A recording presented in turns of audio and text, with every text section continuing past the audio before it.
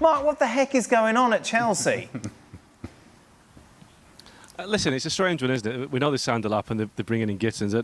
This one just seems to be a case of, well, Newcastle want him, so let's go and sign him to stop a Premier League rival getting him. There doesn't seem to be any logic to it. It seems to be a case of let's just get as many players as possible and try and find a way to play them. But they must have about 8, 9, 10 forwards right now, and I think the lap's a decent forward, but I think the rest of them, I'm not too sure they're going to make them any better. For those who haven't seen him play at Brighton, where's his best position? What does he offer, Mark? And is he worth this money?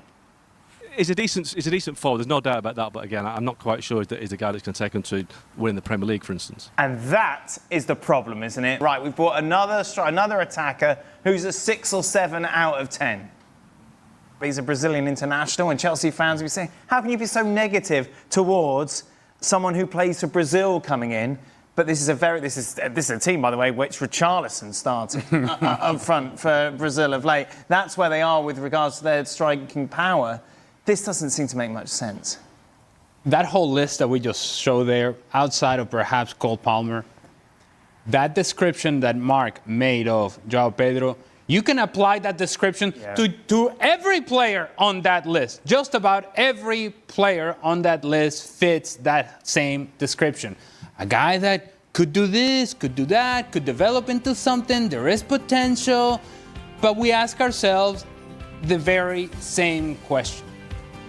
Does this signing make Chelsea exponentially and significantly better?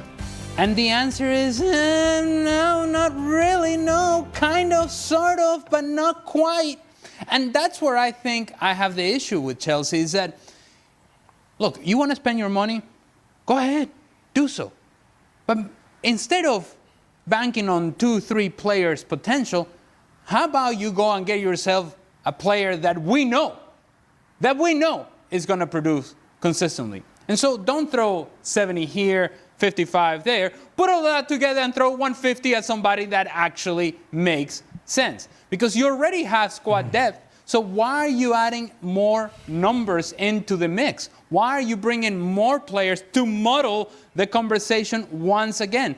He was trying to streamline his team towards the end of last season, and now we're actually, instead of streamlining it, we're making it bigger for players that are not significantly better than the guys that you already had.